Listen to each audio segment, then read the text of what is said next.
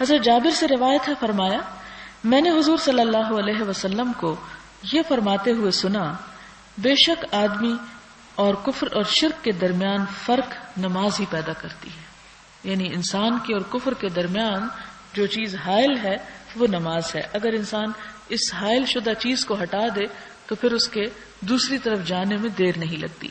حضرت بریدہ رضی اللہ تعالی عنہ سے مروی ہے کہ حضور صلی اللہ علیہ وسلم نے فرمایا، ہمارے اور ان منافقوں کے درمیان عہد نماز کا ہے، بس جس نے نماز کو چھوڑ دیا وہ کافر ہو گیا. اس کو ترمذی نے روایت کیا ہے. اگلی حدیث حضرت شقیق بن عبداللہ تابعی سے ہے، جن کی جلالت شان پر سب لوگوں کا اتفاق ہے. انہوں نے فرمایا، حضور صلی اللہ علیہ وسلم کے صحابہ کرام نماز کے سوا کسی عمل کے متعلق یہ نہیں سمجھتے تھے کہ اس کا ترک کرنا کفر ہے، لیکن نماز کا چھوڑنا وہ کفر سے ملاتے تھے، اور شاید اسی چیز کی بنیاد پر یہ فتویٰ دیا گیا ہو. حضرت ابو ہریرہ رضی اللہ تعالی عنہ سے مروی ہے، فرماتے ہیں کہ حضور صلی اللہ علیہ وسلم نے فرمایا، قیامت کے دن بندے کے اعمال میں سے سب سے پہلے نماز کا حساب ہوگا.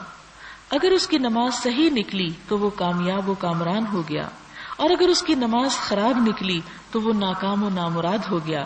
اور اگر اس کے فرائض میں کچھ کمی ہوئی تو اللہ تعالیٰ ارشاد فرمائے گا، دیکھو میرے بندے کی کچھ نفلی عبادت بھی ہے کہ اس سے اس کے فرائض کی کمی کو پورا کیا جائے.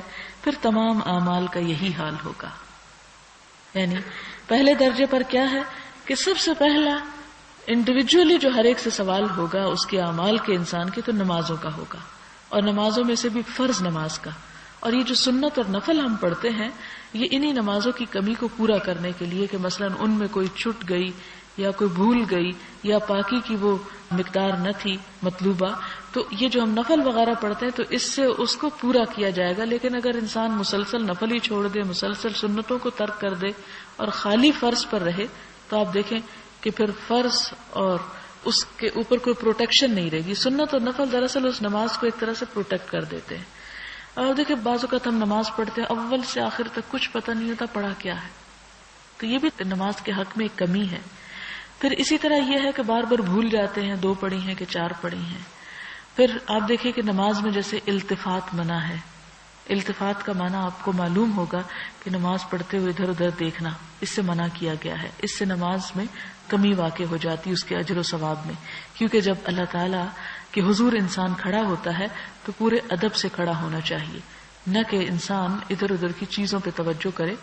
آپ اگر اپنے لیے سوچیں کہ کوئی شخص آپ سے بات کرتے ہوئے ادھر ادھر دیکھے تو آپ کو کتنا ناگوار محسوس ہوگا. اسی طرح اللہ تعالیٰ کو یہ بات سخت ناپسند ہے کہ کوئی شخص اس کے حضور کھڑا ہو اور ادھر ادھر دیکھ رہا ہو. یہ اس کی شان میں گستاخی بنتا ہے. تو یہاں پر نفل اور سنت کی بھی ایک طرح سے اہمیت اور فضیلت پتہ چلتی ہے. باب فضل الصف الاول والامر باتمام الصفوف الاول وتسویتها والتراص فيها.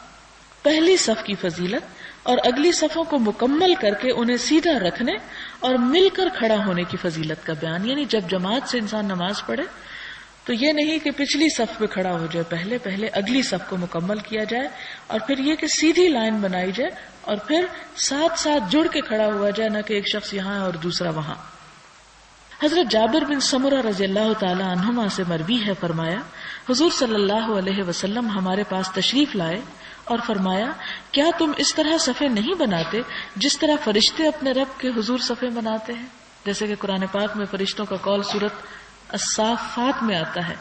آپ دیکھیں کہ سورت الصافات جو ہے سورت یاسین کے قریب قریب آتی ہے، اس کا تو معنی ہی ہے صفیں بنانے والے، اور اس کی ابتدا ہوتی ہے والصافات صفا، قسم ہے ان فرشتوں کی جو صفیں بناتے ہیں، صف بنانا. اور آگے جا کر اسی صورت میں آتا ہے وَإِنَّا لَنَحْنُ الصَّافُونَ، اور بے شک ہم صفیں باندھنے والے ہیں. اس سے آپ اندازہ کریں کہ اسلام میں لائن بنانا اور قطار میں کھڑا ہونا کتنا پسندیدہ ہے، کہ ان فرشتوں کی قسم کھائی گئی، انہیں گواہ بنایا گیا. تو یہاں پر آپ صلی اللہ علیہ وسلم بھی یہی فرماتے ہیں کہ کیا تم اس طرح صفیں نہیں بناتے جس طرح فرشتے اپنے رب کے حضور صفیں بنا کے عبادت کرتے ہیں؟ ہم نے عرض کی یا رسول اللہ صلی اللہ علیہ وسلم، فرشتے اپنے رب کے حضور کس طرح صفیں بناتے ہیں؟ یعنی فرشتوں کی صف کیسی ہوتی ہے؟ فرمایا اگلی صفوں کو مکمل کرتے ہیں اور صف میں ایک دوسرے سے مل کر کھڑے ہوتے ہیں. حضرت ابو ہریرہ رضی اللہ تعالی عنہ سے مروی ہے کہ حضور صلی اللہ علیہ وسلم نے فرمایا، اگر لوگوں کو معلوم ہو کہ آذان اور پہلی صف میں کتنا ثواب ہے تو ان کو ان اعمال کے لیے قرہ اندازی بھی کرنا پڑے تو کریں. یعنی یہاں پر آذان کی بات کی گئی تو دو باتیں پتہ چلتی ہیں. نمبر ایک، آذان دینا، یعنی دینے میں کتنا اجر اور ثواب ہے، اور نمبر دو یہ کہ آذان سنتے وقت اس کے جواب دینے میں کتنا اجر و ثواب ہے. اگر لوگوں کو یہ پتہ چل جائے اور پہلی صف میں کھڑے ہونے کا اجر پتہ چل جائے تو وہ ایک دوسرے سے بازی لے جانے کے لیے اتنی جلدی پہنچے کہ سب جیسے اکٹھے پہنچ جائیں تو پھر انہیں قرہ اندازی کر کے آگے پیچھے کھڑا ہونا پڑے، اس کے علاوہ کوئی راضی نہ ہو پیچھے جانے پہ. حضرت ابو ہریرہ رضی اللہ تعالی عنہ سے مروی ہے، فرماتے ہیں کہ حضور صلی اللہ علیہ وسلم نے فرمایا، مردوں کی صفوں میں سے بہترین صف پہلی صف ہے اور سب سے بری صف آخری صف ہے، اور عورتوں کی صفوں میں سے بہترین صف آخری صف ہے اور سب سے بری صف پہلی صف ہے. اور یہ اس صورت میں جب کہ مردوں کے پیچھے نماز پڑھی جا رہی، کیونکہ آپ جانتے ہیں کہ مسجد نبوی میں جب مرد اور عورتیں نماز پڑھتے تو اس کے بیچ میں کوئی دیوار یا کوئی کرٹن یا کوئی کنات یا تمبو نہیں لگے ہوتے تھے. وہ سب سے آگے مرد کھڑے ہوتے، اس کے پیچھے بچے ہوتے اور اس کے پیچھے ڈائریکٹلی عورتیں کھڑی ہوتی تھیں. اب ایسی صورت میں جو صف مردوں سے قریب تر ہے وہ نماز میں اس طرح کنسنٹریشن اس میں شاید نہیں ہو سکتی، اس لیے اس کو ناپسندیدہ قرار دیا گیا. لیکن اگر عورتوں کی الگ جماعت ہے تو اس کا وہی حکم ہے جیسے مردوں کا حکم ہے کہ وہ پہلی صفوں کو مکمل کریں، اگلی صفوں کو، اور پھر اس کے بعد پیچھے جائیں. حضرت ابو سعید خدری رضی اللہ تعالی عنہ سے مروی ہے کہ حضور صلی اللہ علیہ وسلم نے اپنے صحابہ کرام میں پیچھے رہنے کا رجحان دیکھا تو ان سے فرمایا، آگے بڑھو اور میرے پیچھے کھڑے ہو جاؤ، اور جو بعد میں آئے وہ تمہارے پیچھے کھڑا ہو. ایک گروہ مسلسل پیچھے رہتا ہے حتیٰ کہ اللہ تعالیٰ انہیں پیچھے کر دیتا ہے. یہ ہے تاخیر کا گناہ کہ نیک کام میں پیچھے نہیں رہنا چاہیے، نیک کام میں سب سے آگے رہنا چاہیے. یہاں پر بات ہو رہی ہے نماز کی. ہمارے ہاں عموماً نماز میں بھی ہم لیٹ پڑھتے ہیں، اور اگر اکٹھا پڑھنا ہو تو کہتے ہیں اچھا ابھی تو وہ کھڑے ہی ہو رہے ہیں، اتنے میں میں ذرا وضو کر کے آ رہا ہوں، اور جب وہ آخری رکعت میں ہو تو انسان کے میں شامل ہو گیا ساتھ. یہ اسی طرح دین کی مجلس ہے. اب بعض لوگ یہاں مجھے بہت افسوس سے کہنا پڑتا ہے کہ اس وقت پہنچتے ہیں جب درس شروع ہو چکا ہوتا ہے.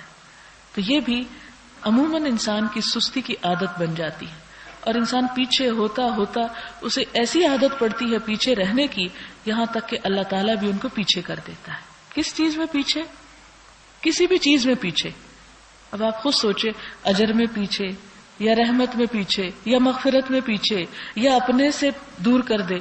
جیسے مقربین جو ہیں، آپ کو معلوم ہے کہ قرآن پاک میں سورۃ الواقعہ اگر آپ پڑھیں تو اس میں 3 گروہوں کا ذکر ملتا ہے. ایک سابقین جن کو دوسری جگہ مقربین بھی کہا گیا، دوسرا اصحاب الیمین اور تیسرا اصحاب الشمال. تو مقربین جو ہیں وہ کس طرح مقربین بنتے؟ جو سب سے پہلے پہنچ جائے اور قریب ہو جائے. تو اللہ تعالیٰ کے راستے میں نکلنے کے لیے جو سب سے پہلے نکلے وہی مقربین ہو سکتے ہیں، خواہ وہ نماز کی بات ہو، خواہ وہ علم کی بات ہو، خواہ وہ کسی دینی مجلس اور ذکر کی بات ہو.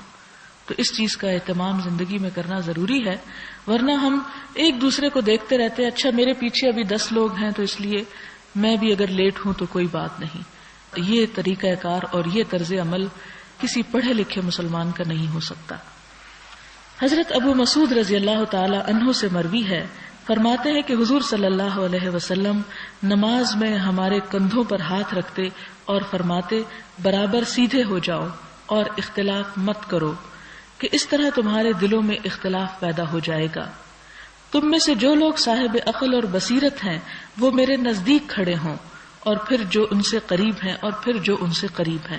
اس سے کیا پتہ چلتا ہے کہ اگلی صفوں میں وہ لوگ ہونے چاہیے کہ جو صاحب بصیرت اور مؤدب اور بزرگ ہوں، کیونکہ ان کی نماز میں کنسنٹریشن جو ہے وہ زیادہ ہوتی ہے بنسبت کھلنڈرے نوجوانوں کے یا بچوں کے. لہذا صف میں اگلی صف میں بچوں کو کھڑا کرنے سے منع کیا گیا ہے، یا ایسے لوگوں کو کھڑا کرنے سے منع کیا گیا ہے جن کی نماز میں کوئی توجہ نہ ہو، کیونکہ اس سے امام بھی بھول سکتا ہے نماز پڑھنے والوں کی، اور سنجیدہ نماز پڑھنے والوں کی نماز پر بھی اثر پڑتا ہے. اسی طرح باقی حضور صلی اللہ علیہ وسلم کی جو علمی مجلس ہوتی تھی صحابہ کرام کے درمیان، تو اس میں بھی آپ کے قریب ترین وہ لوگ ہوتے تھے جو نہایت سمجھدار اور ویسے بھی زندگی کے عام معاملات میں آپ کے قریب ہوتے تھے. یہاں تک کہا جاتا ہے کہ حضرت عمر رضی اللہ تعالیٰ عنہ، حضرت ابو بکر، حضرت علی رضی اللہ تعالیٰ عنہ ان لوگوں کی جگہ مقرر ہوتی تھی. اور ہوتا یہ تھا کہ جب علم و فضل والا شخص آتا اس کو آپ صلی اللہ علیہ وسلم قریب بٹھاتے اور باقی لوگ پیچھے چلتے چلے جاتے. حتیٰ کہ ایک موقع ایسا آیا کہ قریش کے سرداروں کو شکایت پیدا ہوئی کہ ہمیں آہستہ آہستہ آہستہ سب کے پیچھے کر دیا جاتا ہے. اس موقع پہ یہ انہیں بتایا گیا کہ تم وہ لوگ ہو کہ جب تمہیں حق کی طرف بلایا گیا تو تم نے اسے قبول نہ کیا، دوسرے لوگ قبول کر کے آگے بڑھ گئے، تم نے تاخیر کی، حتیٰ کہ اللہ تعالیٰ نے تمہیں سب سے پیچھے کر دیا. حالانکہ وہ حسب نسب کے اعتبار سے، خانہ کعبہ کی تولیت کے اعتبار سے، مال و دولت کے اعتبار سے غریب درجے کے مسلمانوں سے بہت آگے تھے، لیکن ایمان نے اور عمل صالح نے غریب لوگوں کو آگے بڑھا دیا اور انہیں پیچھے کر دیا. تو اللہ تعالیٰ کے ہاں اصل جو مقربین کی صفت ہے وہ نہ شکل و صورت کو دیکھتا ہے، نہ مال کو دیکھتا ہے، نہ علم کی ڈگریوں کو دیکھتا ہے، وہ یہ دیکھتا ہے کہ کسی کے اندر تقویٰ کتنا ہے. اور تقویٰ کیا ہے کہ اللہ کی راہ میں نکلنے کا شوق اور محبت کتنی ہے. اس کے بعد اگلی حدیث میں آتا ہے، حضرت انس رضی اللہ تعالی عنہ سے مروی ہے، فرماتے ہیں کہ حضور صلی اللہ علیہ وسلم نے فرمایا، اپنی صفوں کو سیدھا رکھا کرو، کیونکہ صفوں کو سیدھا کرنا بھی نماز کو مکمل کرنے کا حصہ ہے. یعنی اقامت صلاۃ اس وقت تک نہیں ہوتی جب تک صف سیدھی نہ ہو. اور بخاری کی ایک روایت میں ہے، بے شک صف کو سیدھا کرنا نماز قائم کرنے میں سے ہے. یعنی اقیموا صفوفکم یا سووا صفوفکم فإن تسویۃ الصفوف من اقامت الصلاۃ. حضرت انس رضی اللہ تعالی عنہ سے مروی ہے، فرمایا نماز کے لیے اقامت کہی گئی تو حضور صلی اللہ علیہ وسلم نے اپنا رخ انور ہماری طرف پھیر دیا. یعنی کوئی شخص اقامت کہہ رہا تھا اور آپ پیچھے مڑ کے دیکھ رہے تھے، اور فرمایا اپنی صفوں کو سیدھا کرو اور باہم مل کر کھڑے ہو، کیونکہ میں تمہیں اپنی پشت کے پیچھے سے دیکھتا ہوں. یعنی آپ صلی اللہ علیہ وسلم کی نگاہ بصیرت کی نگاہ تھی. جس طرح ایک ماہر استاد اپنی کلاس میں بیٹھے ہوئے ہر شخص پر نظر رکھتا ہے اور وہ ایک طرح سے خواہ وہ بالکل ان کی عین آنکھ کے سامنے نہ ہو لیکن وہ محسوس کر لیتا ہے، اسی طرح آپ صلی اللہ علیہ وسلم اگرچہ آگے دیکھ رہے ہوتے تھے لیکن آپ کی بصیرت اور آپ کی وہ کہتے ہیں نا کہ وہ چھٹی حس جسے ہمارے ہاں بولتے ہیں کہ وہ قوت اتنی زیادہ تھی کہ جس کی وجہ سے پیچھے خلل ڈالنے والے جو تھے ان کو بھی آپ پہچان جاتے تھے. اگلی حدیث جو ہے وہ بخاری ہی کی ہے. ایک صحابی کہتے ہیں کہ ہم میں سے ہر شخص اپنا کندھا اپنے ساتھی کے کندھے سے اور اپنا قدم ساتھی کے قدم سے ملاتا تھا. یعنی اس طرح صف کھڑے ہونا چاہیے کہ یہ جو شولڈرز ہیں دوسرے کے ساتھ لگے ہوئے ہونے چاہیے، ان میں فاصلہ نہیں ہونا چاہیے. اور ایک روایت میں آتا ہے کہ پاؤں تک ملانے کا حکم دیا گیا ہے. حضرت نعمان بن بشیر سے روایت ہے، فرمایا میں نے حضور صلی اللہ علیہ وسلم کو یہ فرماتے سنا، اپنی صفوں کو سیدھا کرو ورنہ اللہ تعالیٰ تمہارے چہروں کے درمیان اختلاف پیدا کر دے گا. اب تمہارے چہروں کے درمیان یعنی اس کے کئی مفہوم ہو سکتے ہیں. ایک مفہوم تو یہ ہے کہ مسلمانوں کے باہم منہ ایک دوسرے سے مختلف ہو جائیں گے، یعنی وہ دیکھیں گے اور ایک دوسرے سے منہ موڑ دیں گے، یعنی دل پھٹ جائیں گے. اور دوسرا معنی کیا ہے کہ تمہارے چہرے بگڑ کر رہ جائیں گے، کیونکہ انسان کی جو بھی نیکی بدی ہوتی ہے اس کا اظہار اس کے چہرے پر آنے لگتا ہے. اسی لیے آپ دیکھیں کہ قرآن پاک میں آتا ہے ناسیۃ کاذبہ، جھوٹی پیشانی. اور اب یہ میڈیکل سائنس اس بات کو پروو کرتی ہے کہ انسان کی جو ناسیہ یعنی اگلا حصہ جو ہے، ناسیۃ کاذبہ قرآن پاک میں ناسیہ ماتھے کے اس حصے کی، سر کے اس حصے کو بولا جاتا ہے. انسان کے جو ایموشنز ہیں یا اس کی جو تھنکنگ ہے وہ کنسنٹریٹ کرتی ہے اس ایریے میں. اور اگر وہ جھوٹا ہے تو بھی پھر اس کے جھوٹ کا اظہار جو ہے اس کے چہرے پہ آ جاتا ہے. اور اسی طرح جو سچ بولنے والا ہے وہ بھی اپنے چہرے سے پہچانا جاتا ہے. قرآن پاک میں بھی چہروں کی پہچان کا ذکر ملتا ہے، تعرفہم بسیماہم اور سیماہم فی وجوہہم من اثر السجود. تو یہ الفاظ چہروں کی علامات کے ذکر میں آتے ہیں. اور مسلم کی ایک اور روایت میں ہے، حضور صلی اللہ علیہ وسلم ہماری صفوں کو سیدھا کرتے تھے، حتیٰ کہ وہ اس قدر سیدھی ہو جاتی کہ ان کی مدد سے تیر سیدھے کیے جا سکتے تھے. یہاں تک کہ آپ نے خیال فرمایا کہ ہم اس حکم کو سمجھ گئے، یعنی اتنا عرصہ آپ کو لگا اور بار بار سیدھا کرانا پڑا. آپ نے سمجھا کہ اب بات درست ہو گئی. پھر ایک دن آپ باہر تشریف لائے، آپ کھڑے ہوئے تکبیر کہنے والے تھے کہ آپ نے ایک آدمی کو دیکھا کہ اس نے اپنا سینہ سب سے آگے نکالا ہوا تھا. آپ نے فرمایا اے اللہ کے بندو اپنی صفوں کو سیدھا رکھا کرو ورنہ اللہ تعالیٰ تمہارے چہروں کے درمیان اختلاف پیدا کر دے گا، یعنی تمہیں باہم ایک دوسرے سے جدا کر دے گا۔ اور اسی لیے اقبال نے ایک شعر میں کہا تھا جس کا مفہوم کچھ یوں ہے کہ مسلمانوں کی فرقہ واریت کا اصل سبب یہ ہے کہ ان کی صفیں ٹیڑھی ہو گئی نماز میں اور دل پریشان، یعنی دل کے اندر نماز کی محبت یا دل میں خشوع و خضوع نہ رہا، لہذا امت کا شیرازہ بکھر کر رہ گیا۔ آپ دیکھیں کہ نماز یہ جو 5 وقت کی ہے یہ دراصل ہے ہی اس لیے کہ امت کو ایک جگہ اکٹھا کیا جائے، ایک پلیٹ فارم پہ جمع کیا جائے اور انہیں 5 وقت اللہ تعالیٰ کے سامنے ان کے دل دماغ ضمیر کو حاضر کیا جائے کہ وہ اپنے نفع نقصان کو سوچیں۔ لیکن کتنی بڑی چیز ہمارے سامنے ہے جس کو ہم اگنور کیے ہوئے ہیں، حالانکہ نماز کا سین ہی اتنا زبردست سین ہے جو غیر مسلموں کو مسلمان بنا دینے کے لیے کافی ہے، یعنی عمل ہی اتنا زبردست ہے ایک نماز کا پورا ایکشن۔ اس سلسلے میں آپ کو ایک اور بات میں بتاتی چلوں کہ میں نے ایک کوٹیشن پڑھی ہے انٹرنیٹ کی، اس میں اسلام کے بارے میں جو کچھ کہا گیا ہے اس میں یہ ہے کہ اللہ تعالیٰ کی جو ڈسکرپشن اس میں بیان کی گئی ہے وہ اتنی ہیبت ناک ہے اور مسلمانوں کا جو اسلام کو اتنا مسخ کر کے پیش کیا گیا ہے۔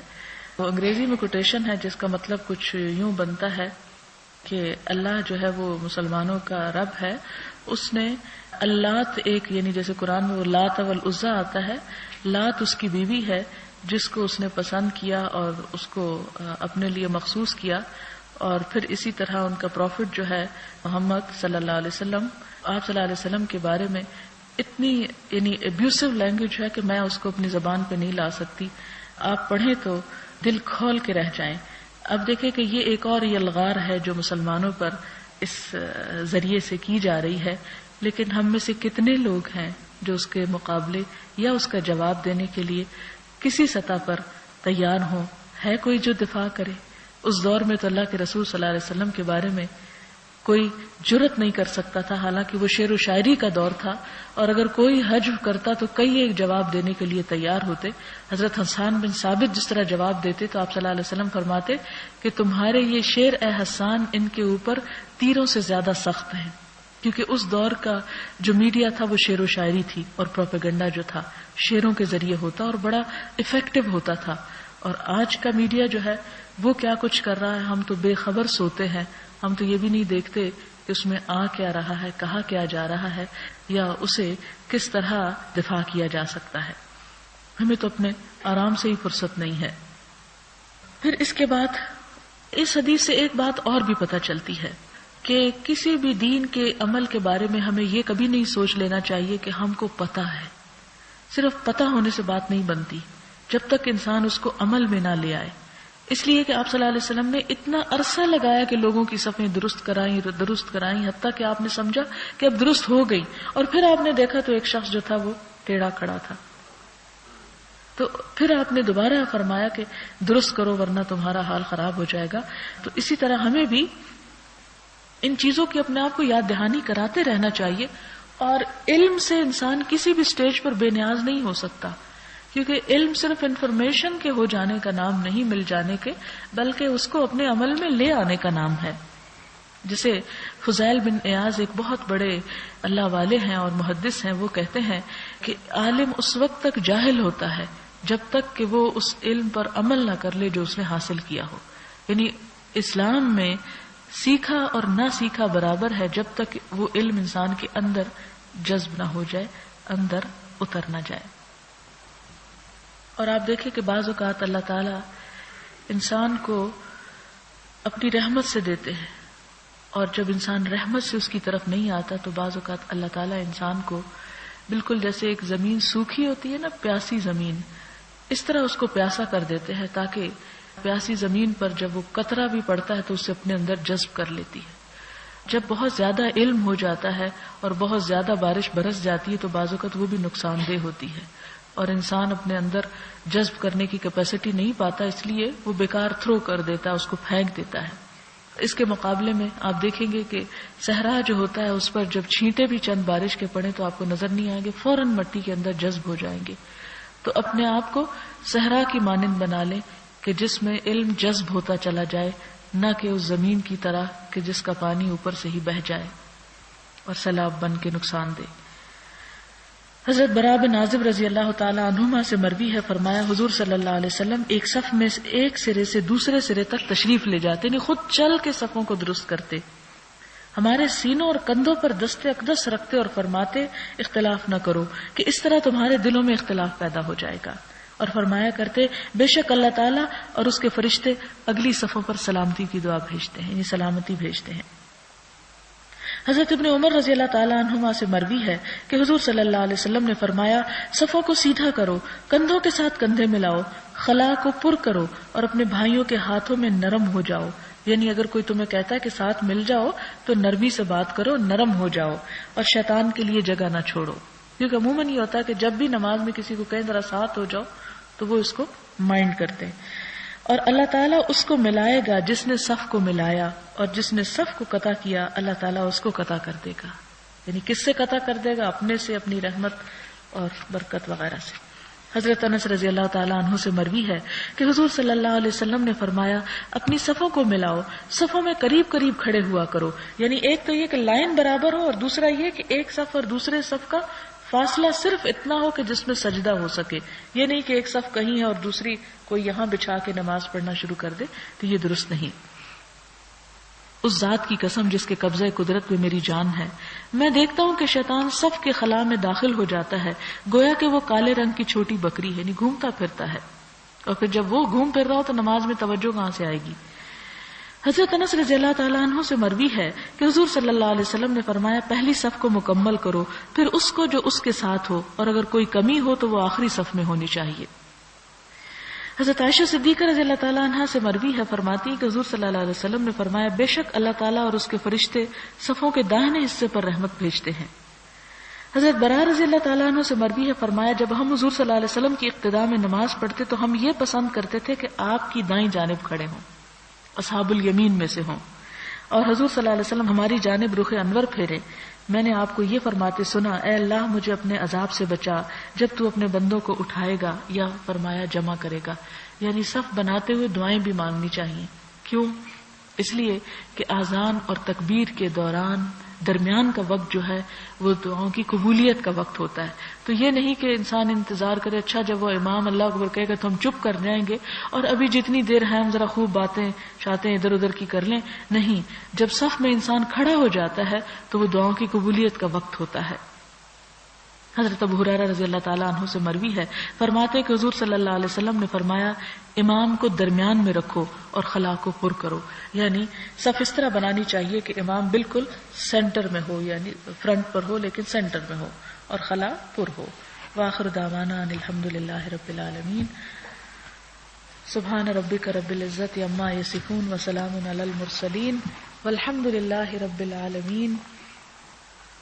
اللهم صل على محمد وعلى آل محمد كما صليت على إبراهيم وعلى آل إبراهيم إنك حميد مجيد اللهم بارك على محمد وعلى آل محمد كما باركت على إبراهيم وعلى آل إبراهيم إنك حميد مجيد اللهم أصلح لي ديني الذي هو عصمة أمري وأصلح لي دنياي التي فيها معاشي وأصلح لي آخرتي التي فيها معادي واجعل الحياة زيادة لي في كل خير واجعل الموت راحة لي من كل شر اللهم إني أسألك الهدى والتقى والعفاف والغنى اللهم إني أعوذ بك من العجز والكسل والجبن والبخل والهرم وعذاب القبر اللهم آت نفسي تقواها وزكها أنت خير من زكاها أنت وليها ومولاها اللهم إني أعوذ بك من علم لا ينفع ومن قلب لا يخشع ومن نفس لا تشبع ومن دعوة لا يستجاب لها اللهم إني أعوذ بك من زوال نعمتك وتحول عافيتك وفجاءة نقمتك وجميع سخطك. اللهم إني أعوذ بك من شر ما عملت ومن شر ما لم أعمل. اللهم اكثر مالي وولدي وبارك لي فيما أعطيتني وأطل حياتي على طاعتك وأحسن عملي واغفر لي. اللهم رحمتك أرجو فلا تكلني إلى نفسي طرفة عين وأصلح لي شأني كله. لا إله إلا أنت، لا إله إلا أنت سبحانك إني كنت من الظالمين. اللهم مصرف القلوب صرف قلوبنا على طاعتك. يا مقلب القلوب ثبت قلوبنا على دينك. اللهم إنا نسألك العافية في الدنيا والآخرة. اللهم إنا نسألك العفو والعافية في ديننا ودنيانا وأهلنا ومالنا.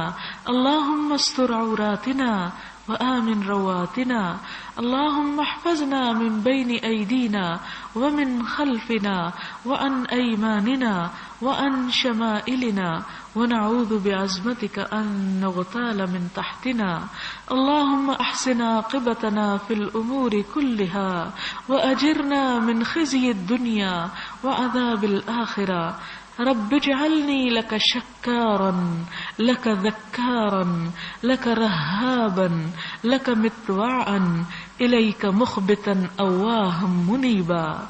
رب تقبل توبتي واغسل حوبتي وأجب دعوتي وثبت حجتي واهد قلبي وسدد لساني واسلل سخيمة قلبي. ربنا تقبل منا إنك أنت السميع الدعاء وتب علينا إنك أنت التواب الرحيم. وصلى الله تعالى على خير خلقه محمد وعلى آله وأصحابه وأهل بيته أجمعين برحمتك يا أرحم الراحمين. إلهي آمين. سبحانك اللهم وبحمدك نشهد أن لا إله إلا أنت نستغفرك ونتوب إليك. والسلام علیکم ورحمۃ اللہ وبرکاتہ.